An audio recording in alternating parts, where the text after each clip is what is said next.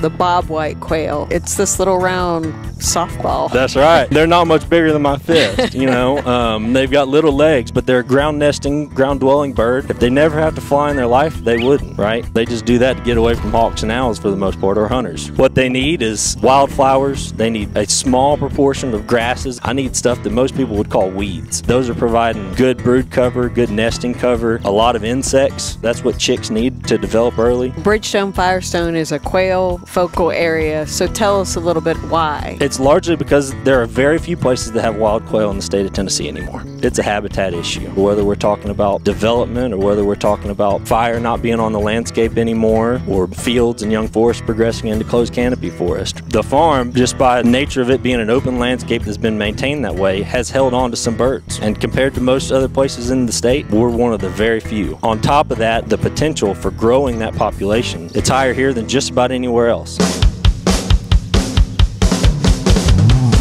The award-winning Tennessee WildCast is on the air with the latest on hunting, fishing, boating, wildlife watching, and all things outdoors. Make welcome your host, drummer and outdoor expert novice, Jason Harmon. Hello, everybody, and welcome to this edition of Tennessee WildCast. Thanks for tuning in. Thanks for watching, for listening. We got a great show for you today. We are on location at Bridgestone Firestone WMA. Miss Mimi Barnes is helping me co-host. Happy to be here. I'm excited to be outdoors and just away from the office for a hot minute here and do a couple shows at this property. And we're going to meet Nathan Wilhite today, so I'm excited to meet him and get to know him a little bit and what he's doing here on the property. So yeah, it is absolutely beautiful. The WMA is stretching out behind us for those of us that see us through video. Yeah, those of you watching, go thanks for tuning in. And if you're listening on the radio or on the podcasting app, go check us out on YouTube, Facebook, Instagram. We're out there everywhere, and you can see what we're seeing. So we got birds flying around. We'll get into all that in here in a minute. We got beautiful landscapes, so I'm excited. Nathan, thank you for having us. Yes, sir. Welcome. We're glad to have you.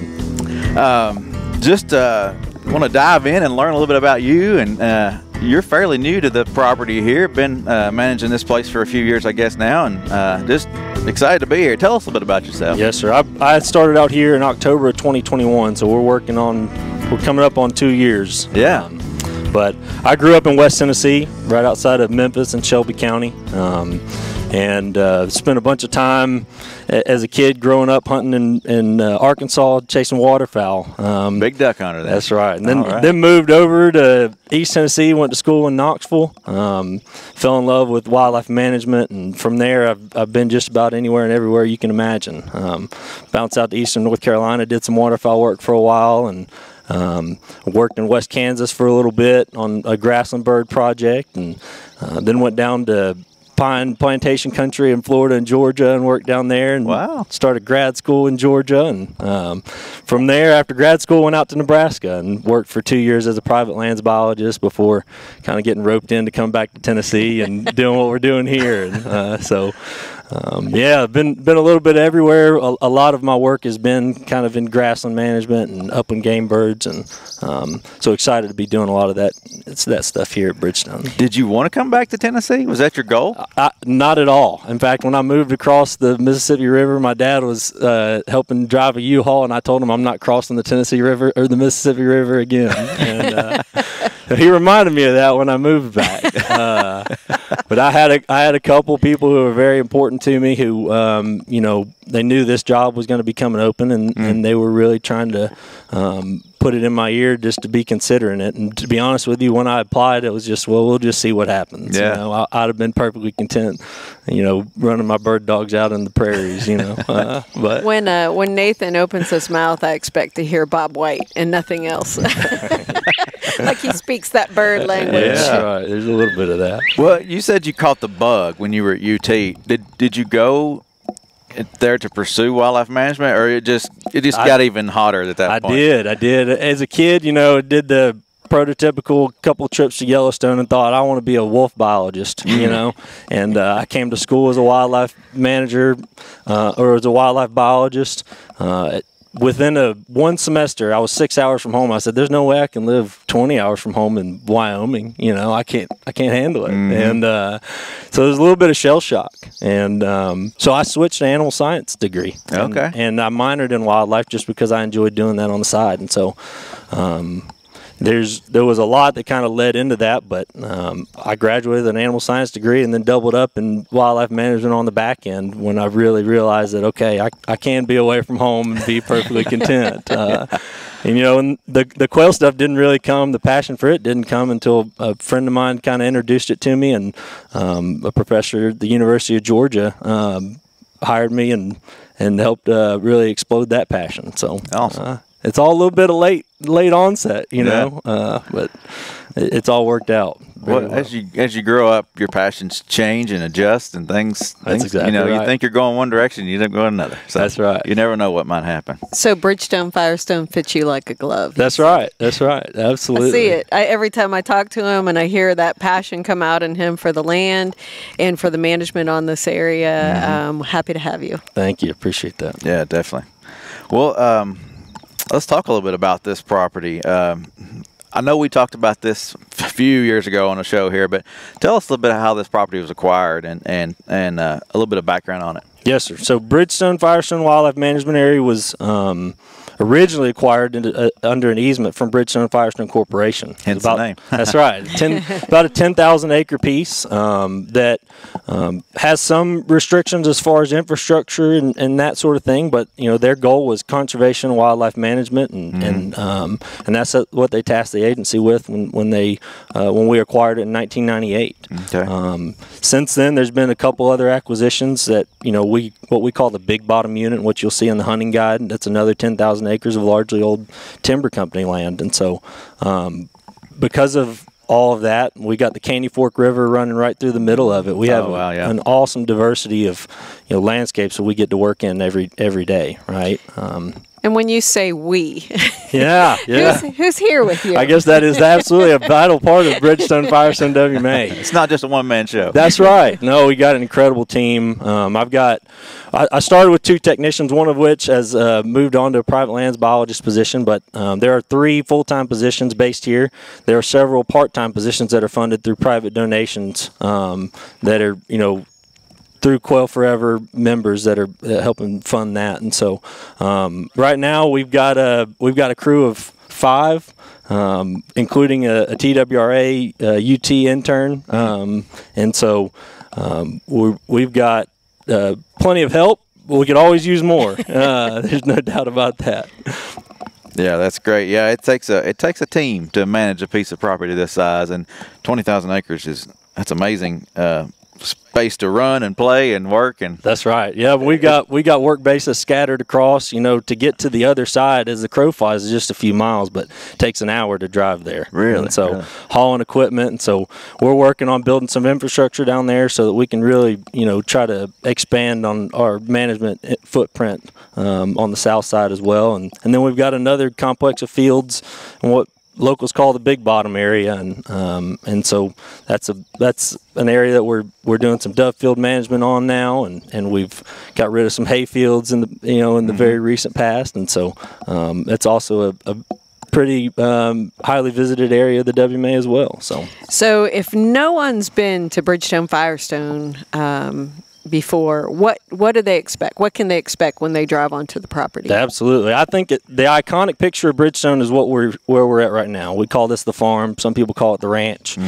This is about a 700-acre former dairy cow operation, right? And so a lot of it in the time since we've acquired it has been converted into old field management, right? We're still dealing with a lot of the relics of that. Because of pasture grasses and all kinds of other non-native species here. But this 700 acres is a lot of people what they see when they think about Bridgestone. But like I mentioned earlier, there's a huge diversity. We've got big, steep, Scott's Gulf, right? That largely we just kind of treat as preservation acres. On the south side, we got a bunch of timber company land that's, it's old it's pine plantation, right? And so that to the right manager is just a blank canvas, right? And so we're having fun really working down in there. And so we get the big wide open fields. We get some savannas, like what we'll talk about later, but we've got pines, and then we've got closed canopy forest all around us as well. The other thing I'll add about Bridgestone I think is pretty awesome, we're directly adjacent to 6,000 acres of Chestnut Mountain with the Nature Conservancy. We're directly up against Fall Creek Falls, and they're 40 some odd thousand acres. We're right next to Bledsoe State Forest. The Boy Scouts of America have a property that's right next to us. And so the way I look at it from a conservation standpoint, you're not going to find a higher density of public lands other than a few places in the southeast. Outside of the Smokies and North Cumberland and Catoosa, rival that. But between multiple agencies and landowners, there's a lot right here that are conservation acres, right? That's one way. That's cool. That's one way to look at it. I mean, with all those groups combined, you got almost every outdoor activity you can think of. That's right. We've got a big available. We got a big lookout, Wells Point, and I had a Tennessee Tech class out here recently, and we ended.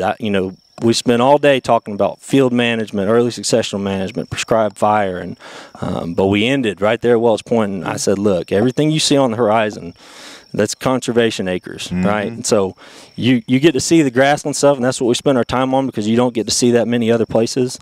But there's plenty of opportunity for all types of wildlife management and wildland conservation right here, what you're looking at. And I think that's a pretty important message to be sending. Yeah, that's awesome. You mentioned the Caney Fork, and I don't know that I realized that it ran, you said, right through the middle of it. It bisects us, just about. That's right. If for somebody that's new to the area, what can they expect around that part of the WMA? Yeah, so is there access there? Or? There is. There's a couple trails to get in there. Okay. It's fairly limited, right? On the north side, because of the easement, there is no ATV access and that sort of thing.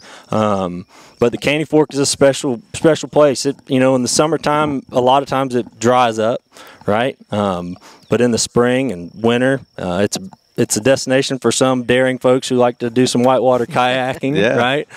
There are some holes in there that people like to fish in. I won't name any of those, but absolutely, I think that kind of it's one of those places. We're not quite at the headwaters, but we're just about at it, and there's not much around here that is leading right down to the river, at least while you're on TWA property. Wow, that's cool. Yeah, I didn't register. I didn't realize that ran right through the middle. Absolutely. So back up here at the farm, one of the things... The ranch. It just depends who you talk to. Back up here at the ranch. When we're standing here, we are hearing the call of the Bob White. Oh, yeah. And as soon as we pulled up, it was crazy. And we'll cover more than just Bob White in our episode today, but I really kind of want to focus on that bird for a minute. Just tell us about the Bob White quail. Some of our listeners probably don't know that bird. Absolutely. I think, most people could probably just look back at their parents or their grandparents and ask what they know about quail. But it's an iconic species. It's, outside of maybe the ruffed grouse, I'd say it's probably the most iconic species in upland bird. And there's a ton of history with northern bobwhite. They've got a huge historical range because there were conditions across much of the eastern U.S. that were very conducive to historical populations. Ever since the breeding bird survey started being implemented, there have been declines documented, and there's dozens of different factors that lead into that, right? Everybody wants to jump right to predators, but it's a habitat issue, right? It's a landscape change, whether we're talking about development or whether we're talking about fire not being on the landscape anymore, or young forests progressing, fields and young forests progressing into closed canopy forest, right? And so bobwhite are largely they're in a very, very small proportion of their range, and they're a place now that if people really want to enjoy them, they've got to travel a long way too. So that's part of the emphasis of Bridgestone, and that's what I've spent a lot of time in several states working on and studying. So in the places that you are really emphasizing northern bobwhite as your priority, you're going to see a drastic response in that. And so that's what we're trying to do here. So this is a small bird too for someone that's never seen a bobwhite before. It's this little round softball. That's right. Yeah, they're not much bigger than my fist. They've got little legs, but they're a ground nesting, ground dwelling bird. If they never have to fly in their life, they wouldn't. Right? They just do that to get away from hawks and owls for the most part, or hunters. Right? But what they need is largely herbaceous plant communities. Right? So they need wildflowers. They need a small proportion of grasses. I don't need vast grasslands, right? I need stuff that most people would call weeds, right? I need, when they look out in the wintertime, it just looks gray, right? But those are providing good brood cover, good nesting cover, a lot of insects, right? That's what chicks need to develop early. But the key with northern bobwhite is they're a very short-lived species with a high potential for reproduction, right? So you're going to have 20% of them that are going to survive for a year, right? So if you have a 2-year-old bird, they are beating the odds, right? Yeah. But the flip side of that is that if you give them the right conditions, they're built to withstand and rebuild their populations on a pretty quick pace compared to some other species. Wow. Yeah. So Bridgestone Firestone is a quail focus or focal area. So tell us a little bit why. Yeah, that designation's been around for a while, and I think it's largely because there are very few places that have wild quail in the state of Tennessee anymore. Okay, and so the farm, just by nature of it being an open landscape that's been maintained that way, has held on to some birds. And compared to most other places in the state, we're one of the very few. And on top of that, the potential for growing that population, it's higher here than just about anywhere else. There's just a couple other properties in the state that really could, if they wanted to, devote that time and energy, right? But Bridgestone really provides that opportunity with the farm. I could show you shortleaf pines out here where this used to be farmed, right? And all the big rocks are piled up at the base of the trees, right? But that allows us to be able to get in and disc and burn and spray and all that sort of stuff. And so we can do a lot of quick turnaround on a pretty large set of acres pretty quickly. But on top of that, there are other places, like I said, on the south side where we have a lot of pine management that's very conducive to northern bobwhite that need prescribed fire, right? And so pines are, once they get to the size that they are down there, we can burn right through them and provide a lot of what they need on a very consistent basis. So coming up on a later show, we're going to talk about the burn demonstration area and the partnership we have with UT, and with Nathan. But Nathan, that burn demonstration area exists here on Bridgestone Firestone. Tell us how that area is beneficial to you as a manager. Yeah, absolutely. The way I look at it is it's a blueprint for what can be replicated in the future. A showcase. That's right. Yeah. That's been a very simple recipe of cut some, at the time they were loblolly pines, right? Just like what we're dealing with on the south side a lot. And then it's been followed up with prescribed fire, and that's it. Right, and I can tell you right now, there are several species of plants out there that are not named in science. Right, just recently I've had a say that. That's pretty crazy. That is crazy. That's right. Yeah. Yes, there's a Dr. Dwayne Estes. Is the one who confirmed it, so you don't have to take that from me. I'll cite him, okay?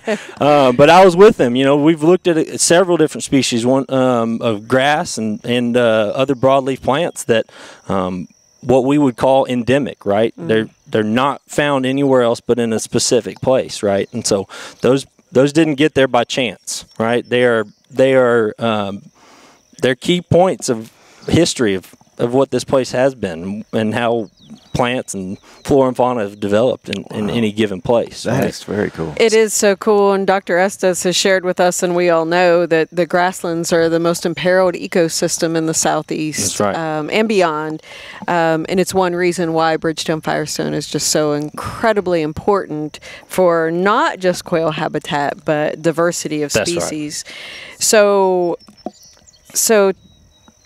tell us, what species are you promoting here on the WMA? Yeah. Are we talking plants or wildlife? Let's talk or wildlife. all the above. Okay. We know they're all tied together. Yeah. We know we have that amazing diversity, but let's talk wildlife. What are you trying to promote here on the WMA? I have a good idea. Absolutely. Well, I'm not bashful about it. You know, our number one priority is northern bobwhite, and there's a reason for that. Okay.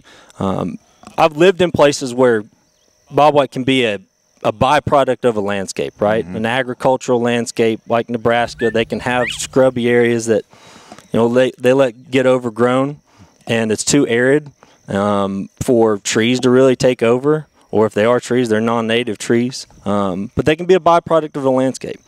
In Tennessee and much of the Southeast, that's just not the case anymore, right? Because of agricultural and land use changes and lack of prescribed fire, if you want northern bobwhite, you have to make them the priority.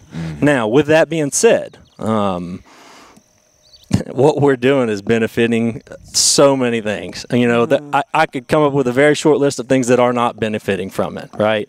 A lot of people have questions about, you know, rabbits out here, and this place gets hammered by rabbit hunters, right? Where else can you go and find 700 acres to run a beagle at? Right. It's not very many, right? Deer, turkey, right? Those numbers and harvest numbers are not anywhere where I'd like to see them be, and I think that's largely indicative of the landscape that we're in, right? And you know, so I always like to tell folks, you know, some of my crew had been here for 8 and 11 years before I got here, and so it was a drastic difference. Some of the things that we were asking to be done, right? But it was a quick turnaround when we saw some of the stuff that we burned and dissed in, you know, February and March of last year, and then the first place we started seeing does and fawns were right where we had burned and dissed, right? Yeah, I was going to bring that up because you mentioned that before the show about how you changed that landscape for the quail or for the other animals, and then deer, which that's the first place they go. That's right. You know, and if we've done another kind of grassland restoration project, we're on the back end of it, right up the road, what most of the locals would call a honey pond. And you can just go through there and see all the browse lines from the deer, right? And I can show you some of these the farm is broken up into smaller management units.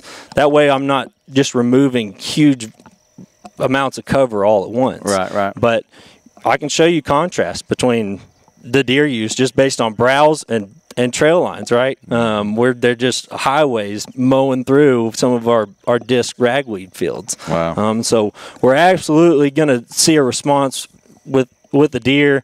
We're going to see way more of a response with the turkeys. We flush turkey poults in these brood fields just like we would a bobwhite brood. And so you know, the one thing, it might not be ultimately very beneficial for a gray squirrel, but you know, I'm still waiting on the day we see a fox squirrel out here, and I can guarantee you it'll be a little more conducive for them. But you can run down the list and probably find most game species are going to be benefited because of what we're doing here. Yeah, a lot of rabbit hunters know Bridgestone Firestone, That's right. And how cool is that it's not just, even though it's a quail focal area, that you all are benefiting all these other species, especially game species like deer and turkey and rabbit. I tell my rabbit hunters, I say, look, we're going to give you more places to rabbit hunt. That's the goal. You know, if I'm creating more quail acres, there's more rabbit acres for Definitely. sure. Yeah. Well, you mentioned ragweed and weed. A lot of these native plants people see as just weeds, and they don't want them, but they are so beneficial. That's exactly right. Yeah, there's got to be that's a long, hard lesson to really kind of indicate, right? I mean, everybody hears ragweed and they immediately think of allergies, right? And you think quail. I don't just think quail. I think a highly desirable deer forage, right? Yeah. I think turkey broods. I think of a lot of things. But you're absolutely right. You know, what we've been conditioned to prioritize as far as desirable plants, you know, it looks totally counterintuitive when we're managing early successional areas for really any wildlife, right? If it looks like something that you'd want to walk out barefoot in, it's probably not very beneficial for it. If it's something that looks really easy to mow and you need to get back and touch it up a couple times a year, you're probably not gonna be benefiting a whole lot, right?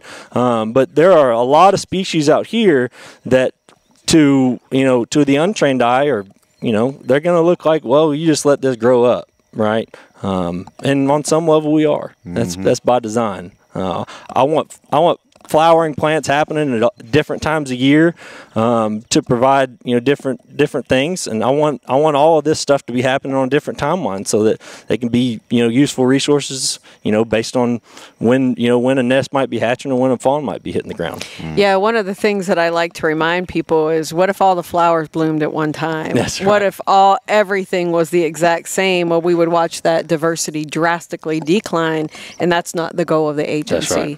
That's right. And I love that we have these focal areas that we can look at this upland game bird species that has declined across not just Tennessee but the Southeast, and that we have people like Nathan so dedicated and passionate about seeing their persistence on the landscape. So the one thing I'll just kind of add on to that is, we've been working on some signage with I can't even remember the name of it. We're working on some signage that we're going to use to try to really draw some attention more to these open grassland type environments. Going to highlight the importance of prescribed fire. Going to highlight the importance of pollinators and insects and that sort of thing. And I've ordered a couple different sets of those signs that hopefully people can just walk trails. The difference is you might need to bring a big umbrella because you won't be under the shade of a tree, right? So maybe it changes the timing of your walk or your nature walk, but we're going to do our part to really try to educate folks on the benefits, not just on a podcast, but hey, come walk. Just come see. Come check it out. If you go to Virgin Falls and you decide you don't want to do 8 miles of hiking that day, well, here's an hour-long walk, right? Yeah. And one of the ways that you do manage, you've mentioned it, and we will get into it in a later show, is that prescribed fire. And but you don't just use prescribed fire. I've heard you talk about disking. Talk a little bit about how you're managing those early successional areas or areas that are appropriate for quail. Prescribed fire is the cornerstone, right? It's cheap too, right? It's cheap. It's efficient. But most importantly, it mimics natural disturbance. It's historically what would have done the job that we're trying to do now, right? And because of road systems, because of Smokey the Bear and numerous other factors, right? We've been trained to think that fire is bad, but fire is one of those things that I love, and it's drastically important. In certain places, the quail, a northern bobwhite, is referred to as the firebird, right?